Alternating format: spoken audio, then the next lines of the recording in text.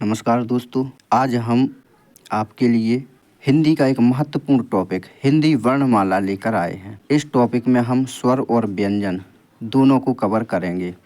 यह टॉपिक आपकी आगामी सभी परीक्षाएं जैसे UP police constable, SSC, GD, UP TET, super TET आदि की दृष्टि से अति महत्वपूर्ण है।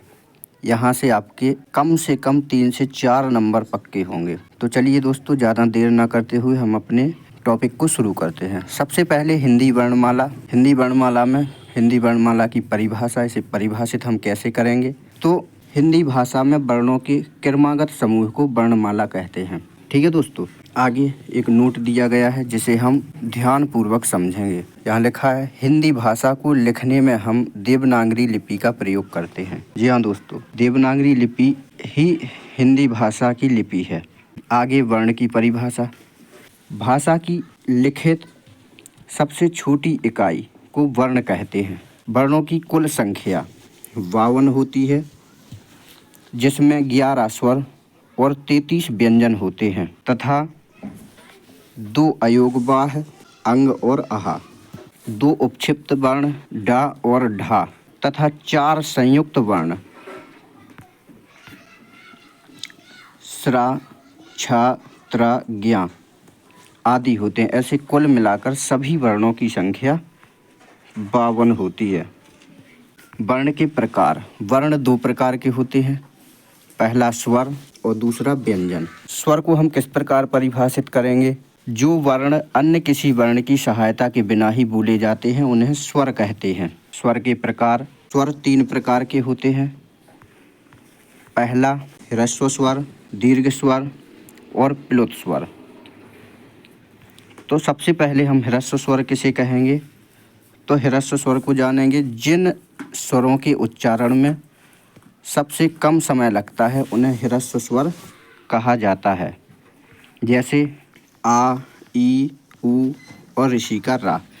ये केवल 5 वर्ण होते हैं जो ह्रस्व स्वर कहलाते हैं। दीर्घ स्वर जिन स्वरों के उच्चारण में 2 गुना समय लगता है उन्हें दीर्घ स्वर कहते हैं।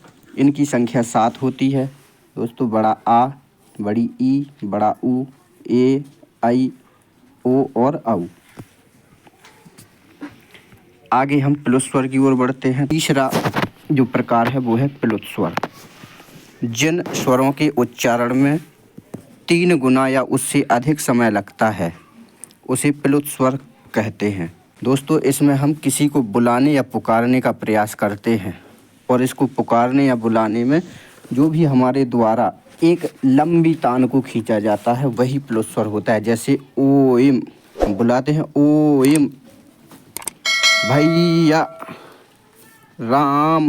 इस प्रकार से जब भी हम एक खींचते हुए भाषा का प्रयोग करते हैं, लंबी खींचते हैं जब भाषा को, तो वह प्लुत स्वर होता है। आगे हमारे व्यंजन है। व्यंजन को जान लेते हैं। तो व्यंजन की परिभाषा। जिन वर्णों के पूर्ण उच्चारण के लिए स्वरों की सहायता ली जाती है वे व्यंजन वर्ण कहलाते हैं। यानी इनको हम बिना स्वरों की सहायता के नहीं बोल सकते दोस्तों। व्यंजन के प्रकार देख लेते हैं। व्यंजन 4 प्रकार के होते हैं, पहला स्पर्श व्यंजन, दूसरा अंतस्थ व्यंजन, तीसरा ऊष्म व्यंजन और चौथा संयुक्त व्यंजन। स्पर्श व्यंजन हम किसे कहेंगे? तो स्पर्श व्यंजन को जान लेते हैं। का से लेकर मा तक के सभी वर्ण स्पर्श व्यंजन कहलाते हैं और इनकी संख्या 25 होती है। यह 5 वर्गों में बटे होते हैं, जैसे का वर्ग, चा वर्ग, टा वर्ग, ता वर्ग और पा वर्ग।